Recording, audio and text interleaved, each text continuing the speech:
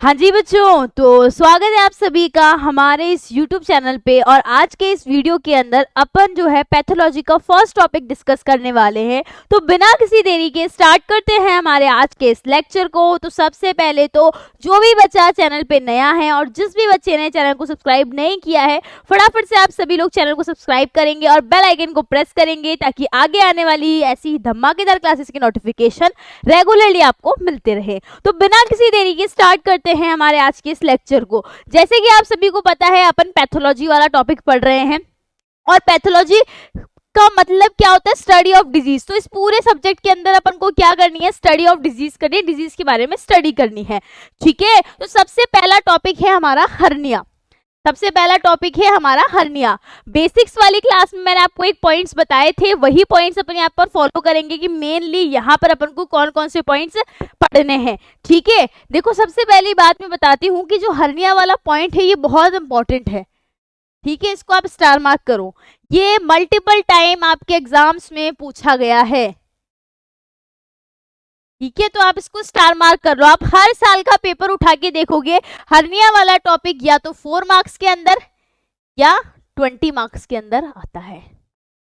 ठीक है, 4 मार्क्स में आए तो थोड़ा छोटा करके लिख देंगे, 20 मार्क्स में आए तो थोड़ा लॉन्ग करके लिखेंगे। मैं एंड में आपको बता दूंगी दोनों का कि 4 मार्क्स का आए तब आपको कैसे लिखना है और 20 मार्क्स का आए तो कैसे लिखना है। तो सबसे पहली बात, तो जहां ये शब्द आ गया पैथोलॉजी, मतलब हम डिजीज की स्टडी कर रहे हैं, हम रोगों के बारे में पढ़ रहे हैं। हर्निया एक प्रकार का रोग है। अब अपन को इसके बारे में पढ़ना है कि हर्निया क्या होता है, कैसे होता है, उसके बारे में डिटेल में पढ़ रहे हैं।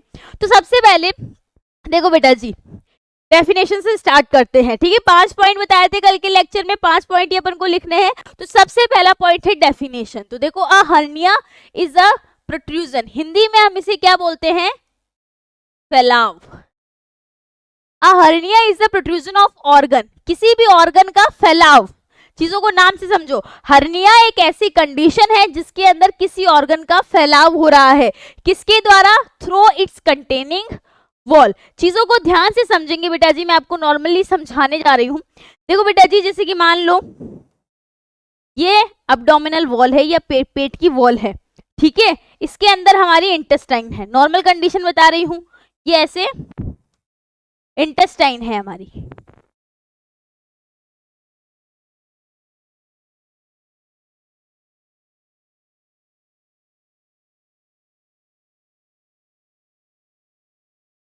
ये हमारी इंटेस्टाइन है। ठीक है, तो ये नॉर्मल कंडीशन है। मान लो हमारे अंदर किसी पेशेंट के अंदर, किसी पर्सन के अंदर इंटेस्टाइनल हर्निया हो गया, तो उस कंडीशन में क्या होगा कि जो इसकी एब्डोमिनल वॉल है, जो डेफिनेशन बताई है उसी चीज को समझना।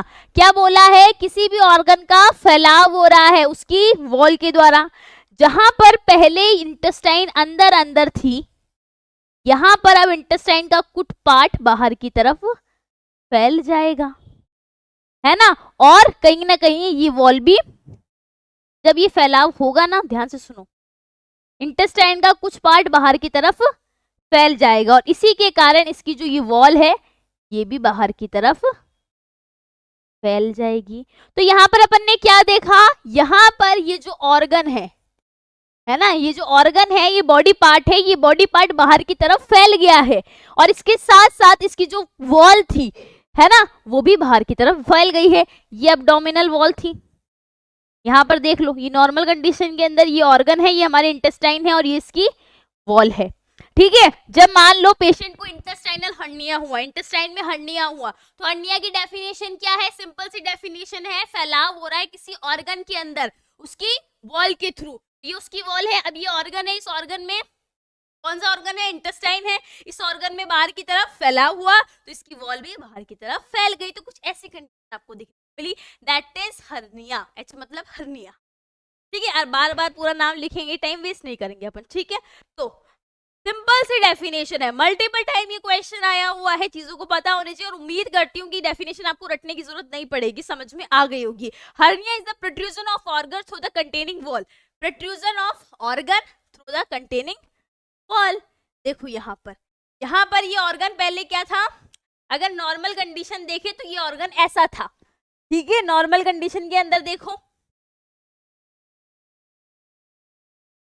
अगर यहाँ पर अपन नॉर्मल कंडीशन देखें कुछ ऐसा था, ठीक है, फिर धीरे धीरे यहाँ पर इस इंटेस्टाइन का फैलाव हुआ और ये वॉल का फैलाव हुआ तो कुछ इस तरह से हो गया, तो यहाँ पर ये ऑर्गन भी बाहर की तरफ फैल गया है, देख सकते हो ये ऑर्गन भी बाहर की तरफ फैल गया है और ये वॉल भी बाहर की तरफ फैल गई है, that is hernia. Same condition यहाँ पर ये इंटेस्टाइन बाहर की तरफ फैल गई है, यहाँ पर ये इसकी वॉल भी बाहर की तरफ फैल गई है, दैट इज हर्निया।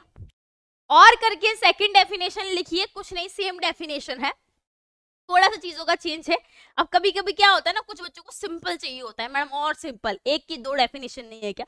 फर्स्ट वाली डेफिनेशन सबसे सिंपल है, ठीक है, सेकंड वाली भी सिंपल ही है। तो सेकंड वाली डेफिनेशन क्या बोल रही है? A condition in which part of organ, एक ऐसी कंडीशन, अ कंडीशन एक ऐसी परिस्थिति जिसमें किसी ऑर्गन का कोई भी पार्ट, जैसे इंटेस्टाइन, इस इंटेस्टाइन का कोई भी पार्ट हो सकता है, पार्ट इज डिस्प्लेस्ड एंड प्रोट्रूस। देखो क्या बोला, कोई ऐसी कंडीशन जिसके अंदर किसी भी ऑर्गन का कोई भी पार्ट डिस्प्लेस हो गया, डिस्प्लेस मतलब अपनी जगह से बाहर की तरफ चला गया, या फिर प्रोट्रूस हो गया मतलब फैल गया, through the wall of cavity containing it, तो जो कैविटी की वॉल है उसके द्वारा बाहर की तरफ फैल गया। सेम वही डेफिनेशन है।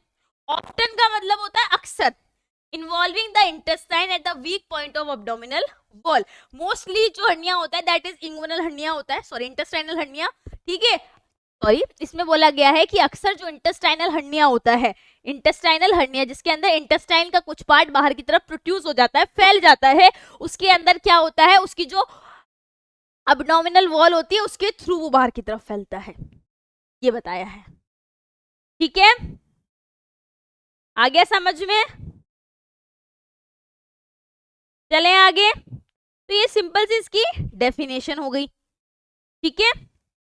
अब देखो चीजों को और समझेंगे, कुछ भी टफ नहीं है, सबसे पहले तो डेफिनेशन ही होता है। तो यहाँ पर देख लो ये इंटेस्टाइनल हर्निया क्या हो गया, इंटेस्टाइन का कुछ बाहर भाग जो है, इंटेस्टाइन का कुछ भाग बाहर की तरफ गया है, इंटेस्टाइन का कुछ भाग बाहर की तरफ फैल गया है, तो that is production of organ through the containing wall. तो यहाँ पर इसकी वॉल भी बाहर की तरफ प्रोड्यूस हो गई है। अब कुछ पॉइंट्स और हैं, देखो next point, most important element in the development of hernia, किसी पर्सन के शरीर में हर्निया के डेवलपमेंट में, हर्निया के डेवलपमेंट में कौन से एलिमेंट सबसे ज्यादा रिस्पॉन्सिबल होते हैं, कौन से एलिमेंट ऐसे जिसके कारण हर्निया डेवलप होता है, क्या पढ़ रहे हैं, कौन से एलिमेंट है जिनके कारण हर्निया डेवलप होता है? तो सबसे पहला है कंजेनाइटल या फिर मसल वीकनेस। मसल वीकनेस, अगर किसी पर्सन की मसल्स वीक हो जाती है तो ऑर्गन थोड़ा सा भी प्रेशर बनाएगा ना तो वहां पर वो प्रोड्यूसन हो जाएगा। Increase of the intra abdominal pressure, abdomen region के अंदर अगर इंट्रा एब्डोमिनल प्रेशर इंक्रीज हो जाता है तो वहां पर चांसेस बढ़ जाते हैं हर्निया होने के। तो अगर आपसे पूछे कि कौन सा एलिमेंट है या फिर ऐसी कौन सी कंडीशन है जिसके अंदर हर्निया सबसे ज्यादा होता है, तो सबसे पहली ऐसी कंडीशन जिसके अंदर इंट्रा एब्डोमिनल प्रेशर ज्यादा हो या फिर मसल वीकनेस हो, इन दोनों कंडीशन के अंदर सबसे ज्यादा रिस्क होता है हर्निया के डेवलप होने का। और हर्निया क्या है, प्रोट्रूजन हो जाता है किसी ऑर्गन का, फैलाव हो जाता है बाहर की तरफ, ठीक है। देखने पे कुछ ऑर्गन हमको ऐसा देखने को मिलेगा। इनडायरेक्टली अगर मैं आपको दिखाऊं ना कुछ ऐसे बाहर की तरफ, यहाँ पर देखो, यहाँ पर इस बच्चे के अंदर भी हर्निया ही है, ये प्रोट्रूजन हो गया किसी ऑर्गन का, है। इतनी देर अपन इंटरनल स्ट्रक्चर देख रहे थे, अब अगर अपन प्रोट्रूजन को बाहर से देखेंगे तो कुछ इस तरह का प्रोट्रूजन अपन को दिखाई देगा। ये अलग अलग टाइप ऑफ हर्निया है, epigastric hernia, umbilical hernia, incisional hernia, फ्लेंजिनियल hernia, inguinal hernia, femoral hernia. Indirectly इन सब में आप क्या देखोगे, देखो बेटा जी एपिगैस्ट्रिक हर्निया के अंदर क्या हो रहा है, आपका एपिगैस्ट्रिक का कोई पार्ट बाहर की तरफ प्रोड्यूस हो रहा है। अम्बिलिकल हर्निया के अंदर अम्बिलिकल रीजन है, वहां पर बेली है ना, वहां पर प्रोड्यूस हो रही है। इंसिजनल हर्निया, तो यहाँ पर ये समझाऊंगी, एक्सप्लेन करूंगी, बट आप अभी आप इतना देखो कि हर्निया दिखता कैसा है, कुछ नहीं, ये गांठ बाहर की तरफ उभरी हुई देखने को मिलती है, जैसे कि ये देखने को मिला ना, ठीक है। अगर नाभि के ऊपर की तरफ हुआ बेली है ना, या फिर अगर नाभि के ऊपर की तरफ हुआ एपिगैस्ट्रिक, ठीक है, बीच में हुआ तो अम्बिलिकल, नीचे हुआ तो इंसिजनल, सॉरी इंगुइनल, है ना, बाकी आगे और बताऊंगी। तो क्लियर है। अब अपन बात करते हैं टाइप ऑफ हर्निया की। बहुत सारे टाइप्स ऑफ हर्निया है, बट अपन मेजर टाइप की बात करेंगे, जो मेजर सबसे ज्यादा इंपॉर्टेंट टाइप ऑफ हर्निया है, स्पेशली अपन उन्हीं हर्निया की बात करेंगे। ठीक है, सबसे पहले देखो टाइप ऑफ हर्निया, सबसे पहले आता है इंग्वनल हर्निया। इंग्वनल हर्निया मेल्स के अंदर सबसे ज्यादा होता है ना। इंग्वनल हर्निया किसमें होता है? मेल्स के अंदर ही होता है, सबसे ज्यादा मेल्स के अंदर होता है, जो इंग्वनल कैनाल होती है। ठीक है, तो देखो the most common type occurring in groin area. सबसे पहली बात कि जो इंग्वनल हर्निया है कहां पर होता है? ग्रोइन रीजन के अंदर होता है। ग्रोइन रीजन मतलब वो रिप्रोडक्टिव ऑर्गन वाला पार्ट होता है ना। ग्रोइन रीजन जहां पर जननांग उपस्थित होते हैं उस साइड में ये होता है। दो टाइप का होता है, देखो इंग्वनल हर्निया टू टाइप का होता है, इनडायरेक्ट इंग्वनल हर्निया और डायरेक्ट इंग्वनल। ठीक है, ये चीजें आपको पता होनी चाहिए, बस इससे ज्यादा आपको पता नहीं रखना है। डायग्राम में आपको इसका दिखा देती हूँ, ये देखो ये रहा इंग्वनल, यहाँ पर किसी ऑर्गन का प्रोड्यूस। अब ये ऑर्गन कोई सा भी हो सकता है, इंटेस्टाइन हो सकती है, कोई भी हो सकता है। ठीक है, यहाँ पर ये प्रोड्यूस स्पेशली ग्रोइन रीजन के अंदर हुआ है, दैट्स वाई यहाँ पर देखो ये ऑर्गन का प्रोड्यूस। अब ऐसा नहीं है कि सीधा ऑर्गन ही बाहर आ जाएगा, ऑर्गन की बाहर इसकी वॉल भी रहेगी, दैट इज आपका इंग्वनल हर्निया। की बात देखो फीमोरल हर्निया की बात करते हैं, फीमेल्स में आपको देखने को मिलेगा occur in the upper side below the groin. ठीक है, ग्रोइन रीजन के नीचे की तरफ और थाई के ऊपर की तरफ ये होता है। Protrude through the femoral ring, तो फीमोरल रिंग होती है फीमेल के अंदर, वहां से प्रोट्रूजन होता है किसी भी ऑर्गन का। डायग्राम देखना चाहें तो अपन इस वाले डायग्राम में देखते हैं। देखो बेटा जी, यहाँ पर अगर यहाँ से प्रोट्रूजन हो रहा है तो दैट इज इंग्वनल हर्निया, वही यहाँ से हो रहा है और फीमेल में हो रहा है that is femoral hernia, that is femoral hernia. ठीक है, और सबसे ज्यादा जो हर्निया होता है दैट इज इंग्वनल हर्निया। 80% जो हर्निया होता है दैट इज इंग्वनल हर्निया, सबसे ज्यादा। ठीक है, 5% फीमोरल हर्निया होता है। कितना? 5%, सिर्फ 5% फीमोरल। ये चीज अपन यहाँ पे लिख भी सकते हैं, ये चीज अपन यहाँ पर लिख भी सकते हैं। ठीक है, चले आगे।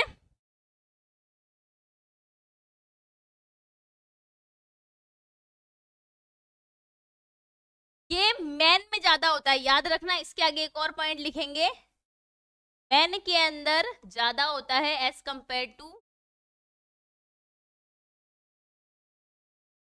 मेल में ज्यादा होता है एज कंपेयर टू 5% ज्यादा होता है मेल में ये हर्निया।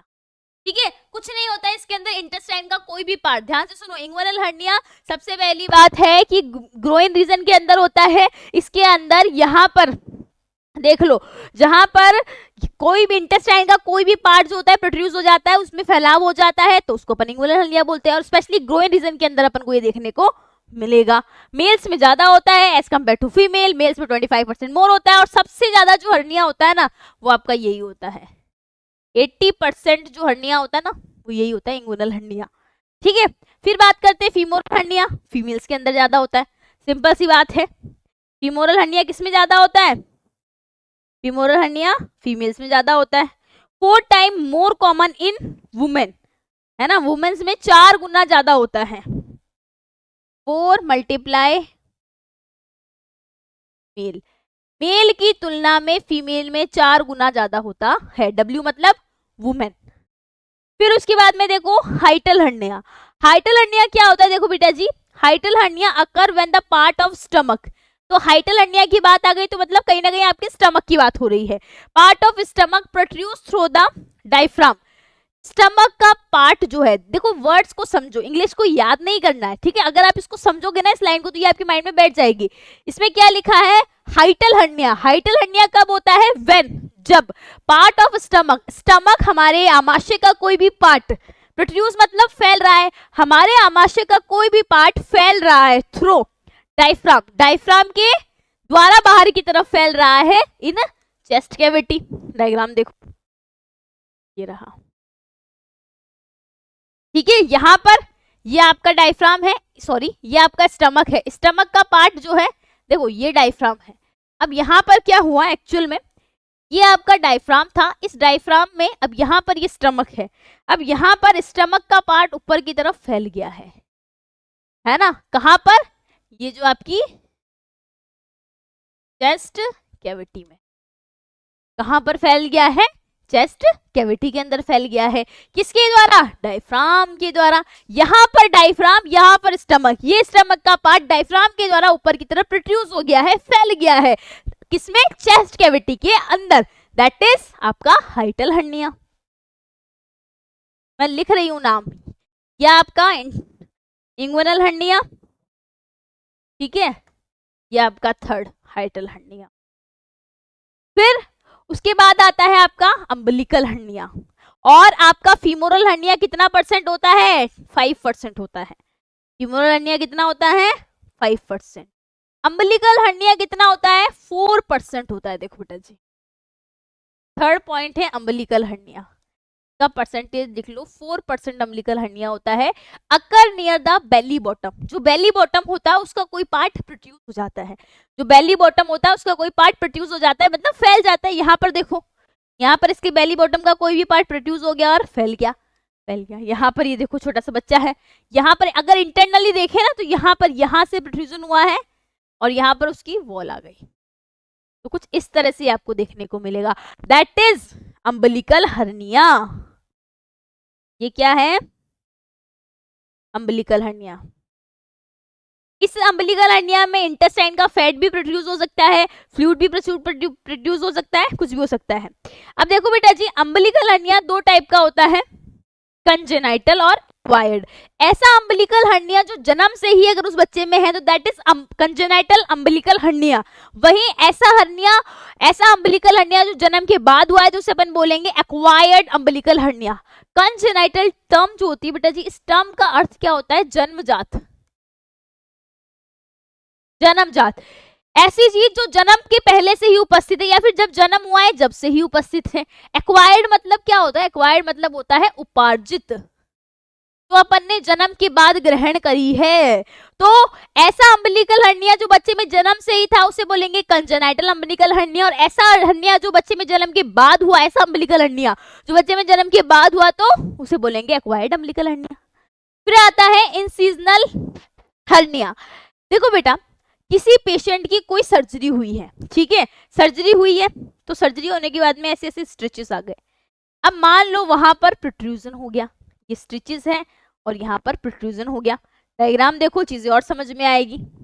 यहाँ पर किसी पर्सन की, ये वाला डायग्राम देखो, यहाँ पर किसी पर्सन की, यहाँ पर इंसिजन मतलब सर्जरी, ठीक है, तो यहाँ पर किसी पेशेंट की सर्जरी हुई थी, सर्जरी के बाद वहां पर हर्निया डेवलप हो गया है, तो दैट इज इंसिजनल हर्निया। कि भाई ऐसा हर्निया जो सर्जरी के बाद डेवलप हुआ है, ठीक है, इंसिजन, ठीक है, तो उसे अपन बोलते हैं incisional hernia. Develop at the site of previous surgical incision. कोई पुराना सर्जिकल इंसिजन हो, है ना, कोई पुरानी सर्जरी हुई हो तो वहां पर ये डेवलप हो सकता है, ठीक है। फिर आगे देखो, clear, occur at the site of previous surgery incision. कोई प्रीवियस सर्जरी हुई होती है तो वहां पर ये हो जाता है। बताओ, तो अब तक अपन ने क्या देखा? अरे एक पॉइंट मुझे आपको बताना था, कौन सा पॉइंट था? हाँ, अब आएगा वो, ठीक है। तो सबसे पहले अपन ने क्या देखा? सबसे पहले अपन ने देखा हर्निया क्या होता है। तो हर्निया एक ऐसी कंडीशन है जिसमें किसी ऑर्गन का फैलाव हो जाता है उसकी कंटेनिंग वॉल के थ्रू, ठीक है। कौन कौन सी कंडीशन, कौन कौन से एलिमेंट रिस्पॉन्सिबल है? मसल वीकनेस एंड आपके इंट्रा एब्डोमिनल प्रेशर अगर इंक्रीज होता है तो इन दोनों कंडीशन में हर्निया डेवलप हो सकता है।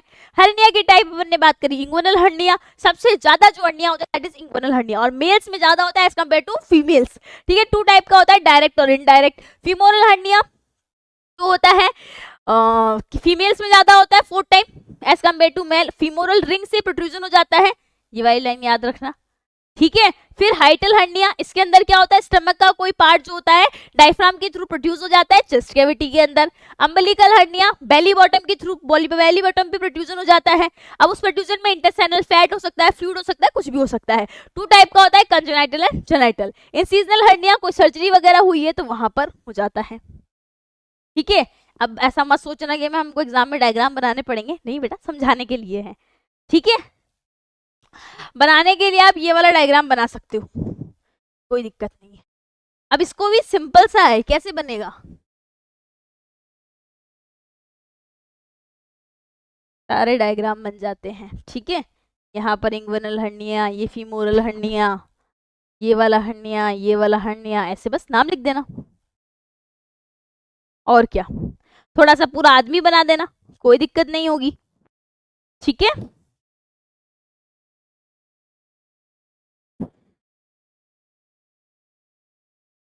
देखो ये फीमोरल हर्निया आ गया, इंग्विनल हर्निया आ गया, इंसिजनल हर्निया आ गया, अम्बिलिकल हर्निया आ गया, एपिगैस्ट्रिक हर्निया आ गया। ठीक है, एपिगैस्ट्रिक बोल लो, हाइटल बोल लो। अब एक पॉइंट मैं आपको नोट करके बताऊंगी, ये चीज आपको पता होनी चाहिए। ठीक है, इंग्विनल हर्निया और फीमोरल हर्निया, जो आपकी दो हर्निया है, एक है इंग्विनल हर्निया और एक फीमोरल हर्निया, ऑल्सो नॉन, एक सेकेंड,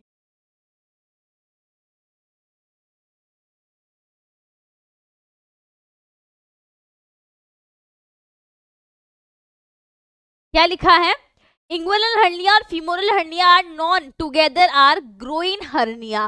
देखो बेटा जी, अगर इंग्विनल हर्निया को अपन ग्रोइन हर्निया बोले या फीमोरल हर्निया को ग्रोइन हर्निया बोले तो कोई दिक्कत नहीं है। क्यों ग्रोइन क्यों बोला, क्योंकि ग्रोइन रीजन के अंदर ऐसा भाग जहां पर जनन अंग उपस्थित होते हैं वहां पर होता है ना, इसीलिए तो इसे अपन ग्रोइन हर्निया भी बोलते हैं। इंग्विनल हर्निया और फीमोरल हर्निया को अपन ग्रोइन हर्निया ही बोलते हैं, बिकॉज क्योंकि दे अकर इन ग्रोइन एरिया, क्योंकि वो कहां पर उत्पन्न होते हैं, आपके ग्रोइन एरिया के अंदर उत्पन्न होते हैं। अब नेक्स्ट पॉइंट देखो बेटा जी, पैथोफिजियोलॉजी। पैथोफिजियोलॉजी मतलब, पैथो मतलब सफरिंग डिजीज, फिजियो मतलब फंक्शन, लॉजी मतलब स्टडी, कि भाई जब हर्निया हुआ है तो हर्निया कैसे हुआ है ना, और उसके फंक्शन की स्टडी करेंगे अपन। तो देखो सबसे पहले क्या है, due to etiological factor. Etiological factor मतलब वे सभी कारण, इटियोलॉजी मतलब बताया था मैंने आपको, कारण जिसके कारण रोग उत्पन्न हुआ है। तो अगर हर्निया की आप पैथोफिजियोलॉजी पढ़ रहे हो तो यहाँ पर इटियोलॉजिकल फैक्टर की बात हो रही है, तो यहाँ पर वे सभी कारक जो हर्निया उत्पन्न हो रहे हैं, तो ड्यू टू इटियोलॉजिकल फैक्टर। अब इटियोलॉजिकल फैक्टर में यहाँ पे क्या आ जाएगा, मसल वीकनेस। मसल वीकनेस एक ऐसी कंडीशन है जिसके कारण हर्निया हो रहा है। वो इंक्रीज इंट्रा अब्डोमिनल प्रेशर, अगर इंट्रा अब्डोमिनल प्रेशर इंक्रीज है, हाई है, तो वो भी इटियोलॉजिकल फैक्टर है। तो कोई ऐसी परिस्थिति जैसे कि मसल वीकनेस या इंट्रा अब्डोमिनल प्रेशर जो उस कंडीशन में इंक्रीज है, तो ऐसी परिस्थितियों के कारण इंट्रा अब्डोमिनल प्रेशर इंक्रीज हो गया। मान लो मसल वीकनेस हुई पर्सन में, तो ड्यू टू इटियोलॉजिकल फैक्टर, कोई भी ऐसे कारक जिसके कारण हर्निया डेवलप हो सकता है, उस कारक के कारण इंक्रीज अब्डोमिनल प्रेशर, अब्डोमेन का प्रेशर बढ़ेगा, वीकनेस आएगी मसल्स में और प्रोट्रूजन ऑफ ऑर्गन हो जाएगा। किसी भी ऑर्गन का क्या हो जाएगा, प्रोट्रूजन हो जाएगा, मतलब फैलाव हो जाएगा। ठीक है, फिर उसके बाद में अपन को बात करनी है एटियोलॉजी की। एटियोलॉजी का अर्थ क्या होता है, वे सभी कारक जिसके कारण रोग उत्पन्न हुआ है। तो अगर आपसे पूछे हर्निया की एटियोलॉजी बताओ, वे सभी फैक्टर जिसके कारण हर्निया उत्पन्न हुआ है, तो सबसे पहला फैक्टर क्या आएगा, ओबेसिटी, बोले तो मोटापा, है ना, ओबेसिटी बोले तो मोटापा। वही कॉन्स्टिपेशन मतलब कब्ज हो गई, हैवी वेट लिफ्टिंग, ज्यादा वेट उठाने से, कंजेनाइटल डिफेक्ट, जन्म से ही कुछ डिफेक्ट हो, क्रॉनिक कफ, लगातार लंबे पेशेंट को कफ हो, डैमेज फ्रॉम इंजरी या सर्जरी, पेशेंट को कोई सर्जरी हुई है, इंजरी हुई है, उससे डैमेज हो रखा हो, मसल वीकनेस, स्मोकिंग, प्रेगनेंसी, ये सभी कारक है जिनके कारण हर्निया हो सकता है। तो अगर आपसे पूछे कि हर्निया के कॉज बताओ या फिर हर्निया के एटियोलॉजी फैक्टर बताओ, वे सभी कारण बताओ जिसके कारण हर्निया होता है, या फिर वे सभी फैक्टर बताओ जिसके कारण हर्निया हो सकता है किसी पर्सन को, तो ओबेसिटी में भी हर्निया हो सकता है, कॉन्स्टिपेशन में भी हो सकता है, स्मोकिंग करता है अगर तो उसको हर्निया हो सकता है, प्रेगनेंसी है तो वहां पर हर्निया हो सकता है। अब बात करते हैं सिम्टम की। अगर मान लो ये एक पर्सन है, इस पर्सन को हर्निया हो गया, ठीक है, मान लो इसको अपन बोलते हैं भाई इसको इंग्विनल हर्निया हो गया, ठीक है, इंग्विनल हर्निया हो गया। अब इस पेशेंट में क्या सिम्टम देखने को मिलेंगे, नोजिया देखने को मिलेगा, वॉमिटिंग देखने को मिलेगी, सीवियर एंड सडन पेन देखने को मिलेगा, कॉन्स्टिपेशन देखने को मिलेगा, ब्लोटिंग देखने को मिलेगी और फीवर देखने को मिलेगी।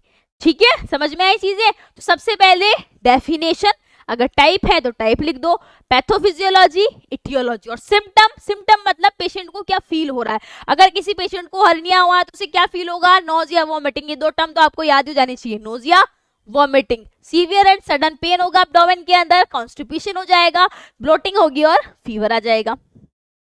फिर उसके बाद में बात करते हैं कि भाई पेशेंट को हर्निया हो गया, पेशेंट को हर्निया हो गया, ये सभी कारण थे और पेशेंट डॉक्टर के पास गया, डॉक्टर को ये सारे सिम्टम बताए।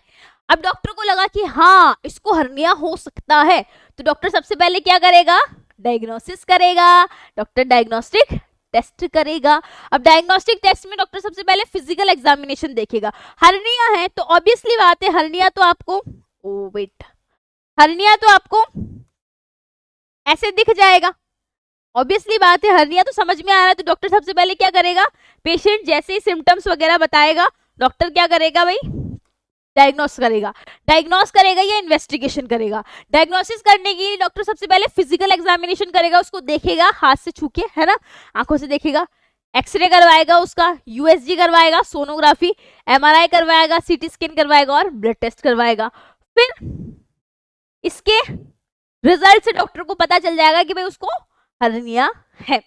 अब किसी पेशेंट को हर्निया है तो क्या क्या कॉम्प्लिकेशन हो सकती है। देखो बेटा जी, ये कॉम्प्लिकेशन वाला पॉइंट ऑप्शनल है बट आपको आना चाहिए। अगर किसी पेशेंट को हर्निया है तो क्या क्या कॉम्प्लिकेशन आ सकती है, उसको इस्चीमिया हो सकता है ना, आएगा इस्चीमिया का, इस्चीमिया हो सकता है, नेक्रोसिस हो सकता है, वुंड इन्फेक्शन हो सकता है, बाउल ऑब्स्ट्रक्शन हो सकता है, ठीक है, रिकरेंस हो सकता है और इन्फेक्शन हो सकता है।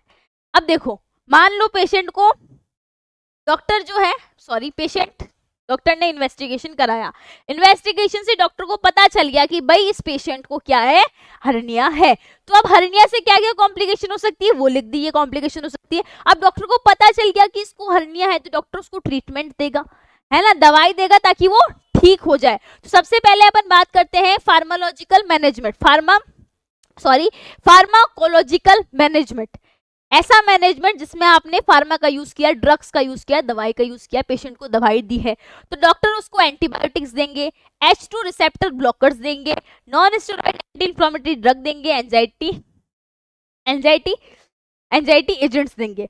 ये ड्रग्स वगैरह के बारे में अपन किसमें पढ़ेंगे, ये ड्रग्स वगैरह के बारे में अपन जो है सेकेंड ईयर के अंदर पढ़ेंगे, फार्मा पूरा एक सब्जेक्ट आएगा।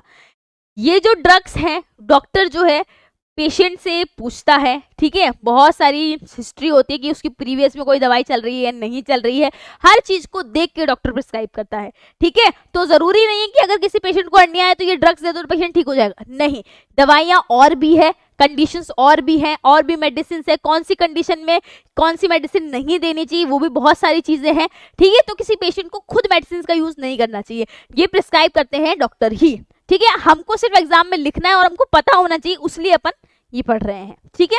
फिर देखो नॉन फार्माकोलॉजिकल मैनेजमेंट, इसमें आप क्या कर सकते हो, जिसमें आप ड्रग्स का यूज नहीं करोगे, दवाई का यूज नहीं करोगे, ठीक है। ट्रीटमेंट की बात हो रही है कि हर्निया को ठीक करने के लिए आप क्या क्या करोगे या डॉक्टर आपको क्या सजेशन देगा।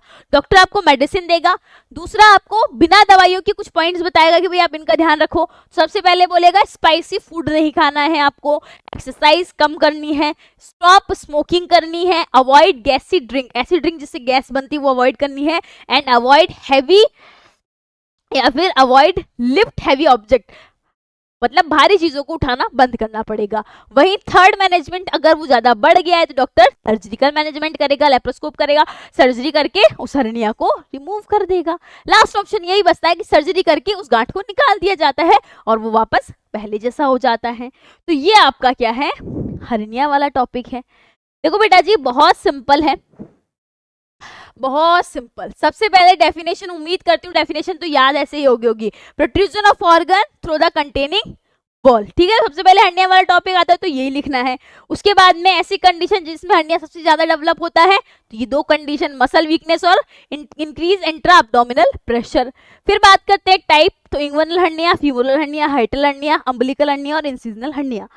अब ध्यान से सुनो, अगर 4 नंबर का क्वेश्चन है, अब मैं आपको बता रही हूँ एग्जाम में 4 नंबर, चलो उससे पहले एक और चीज बताती हूँ, ठीक है, इसको रिकॉल कर लेते फिर आगे चलते हैं। इंगुइनल हर्निया किसमें होता है 80% सबसे ज्यादा यही हर्निया होता है, मेल्स में सबसे ज्यादा होता है। इंटेस्टाइन का कोई भी पार्ट प्रोड्यूस हो जाता है ग्रोइन रीजन के अंदर। ग्रोइन रीजन के अंदर दो टाइप के होते हैं, इनडायरेक्ट और डायरेक्ट। वही मेल्स में ज्यादा होता है। वही बात करें फीमोरल हर्निया, फीमेल के अंदर जो फीमोरल रिंग है वहां से प्रोट्रूजन हो जाता है। वही बात करें वुमेन्स में ज्यादा होता है as compare to men. Hiatal hernia, stomach का कोई पार्ट जो होता है चेस्ट कैविटी में डायफ्राम के थ्रू प्रोड्यूस हो जाता है, ठीक है।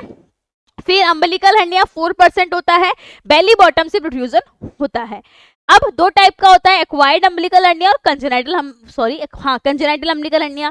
कंजेनाइटल अम्बिलिकल हर्निया ऐसा अम्बिलिकल हर्निया जो बच्चे में जन्म से ही मौजूद है, और एक्वायर्ड जो जन्म के बाद अम्बिलिकल हर्निया हुआ है। इंसीजनल हर्निया किसी पर्सन में कोई पुरानी सर्जरी हुई है वहां पर हर्निया डेवलप हो गया है, दैट इज इंसीजनल हर्निया।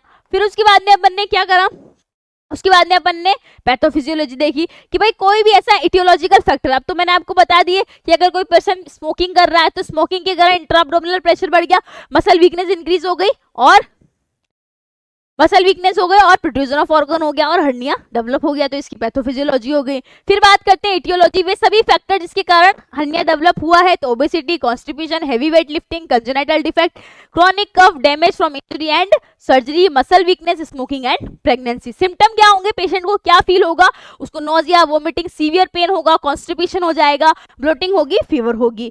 वही डॉक्टर के पास जाएगा, डॉक्टर को सिम्टम बताएगा, उसके बाद डॉक्टर क्या करेंगे, कुछ टेस्ट करवाएंगे, तो ये वो टेस्ट है। टेस्ट के बाद में डॉक्टर पेशेंट को ट्रीटमेंट देगा, और ट्रीटमेंट के साथ पेशेंट में क्या क्या कॉम्प्लिकेशन आ सकती है, तो वो कॉम्प्लिकेशंस भी लिखी हुई है कि हर्निया के दौरान ये सारी कॉम्प्लिकेशन दिक्कत आ सकती है। वही ट्रीटमेंट क्या देगा, दवाइयां दे सकता है, दवाइयों के अलावा भी कुछ पॉइंट्स बताएगा और सर्जरी करके रिमूव भी कर सकता है, ठीक है। तो ये आपका हर्निया है। अब ध्यान से सुनो, अगर 4 मार्क्स का क्वेश्चन आए तो सबसे पहले ध्यान से सुनो, मल्टीपल टाइम ये क्वेश्चन आया इसीलिए मैंने स्टार मार्क किया है। अगर 4 मार्क्स का क्वेश्चन आए, डेफिनेशन लिखना, ठीक है, ये पॉइंट लिखना। अब टाइप में आप सिर्फ ये लिखेंगे 1 2 3 4 और 5, इनके डिस्क्रिप्शन नहीं लिखेंगे और ये वाला डायग्राम बना देंगे, ठीक है। टाइप्स में सिर्फ आप यही करेंगे, क्लियर है। अगर 4 नंबर का क्वेश्चन आया तो डेफिनेशन, एलिमेंट की जिस कौन सी कंडीशन है जहां पर हर्निया डेवलप होता है, और टाइप के भी सिर्फ नेम और ये वाला डायग्राम, टाइप को डिस्क्राइब नहीं करना है। उसके बाद में ये कुछ भी नहीं बनाना है। फिर पैथोफिजियोलॉजी लिख देना, फिर इटियोलॉजी लिख देना, सिम्टम लिख देना, डायग्नोसिस लिख देना और ट्रीटमेंट लिख देना, ठीक है। वहीं अगर 20 नंबर का क्वेश्चन आए तो हर एक चीज लिखनी है, दोनों डेफिनेशन लिख देना, नहीं तो एक डेफिनेशन लिख देना, इनमें से कोई एक डायग्राम बना देना, है ना, डायग्राम बना देना, जैसे मैंने यहाँ पर बनाया नॉर्मल कंडीशन और हर्निया वाली कंडीशन, ठीक है। ये वाला डायग्राम बना देना, ये वाला पॉइंट लिखना, ये पूरा एक्सप्लेन करना पड़ेगा, ठीक है, पूरा एक्सप्लेन करना, अच्छे से डायग्राम बनाना आधे पेज के अंदर, ये परसेंटेज लिखना इनका, और जो डायग्राम बने वो बना देना, ठीक है। फिर उसके बाद में ये नोट लिखना, पैथोफिजियोलॉजी लिखना, ये सारे सब कुछ लिखने हैं, ठीक है। 4 नंबर में आप कॉम्प्लिकेशन को हटा सकते हो, ठीक है, ट्रीटमेंट में से 2 पॉइंट लिख सकते हो, 1 पॉइंट लिख सकते हो, ठीक है, बट 20 नंबर के में सारा ही लिखना है, ठीक है, क्लियर। तो उम्मीद करती हूँ आज का ये जो हमारा टॉपिक था आपको अच्छे से समझ में आया होगा। तो जिस भी बच्चे ने क्लास को लाइक नहीं किया फटाफट से लाइक कर दो, चैनल को सब्सक्राइब नहीं किया फटाफट सब्सक्राइब कर दो, ताकि ऐसे ही आने वाली शानदार क्लासेस की नोटिफिकेशन रेगुलरली आपको मिलते रहें, और अपने सभी दोस्तों में, फ्रेंड्स में, जूनियर में सबको ये शेयर कर दो, ठीक है। तो मिलते हैं नेक्स्ट लेक्चर में एक और नए टॉपिक के साथ में, तब तक के लिए tata bye bye, thank you, हंसते रहिए और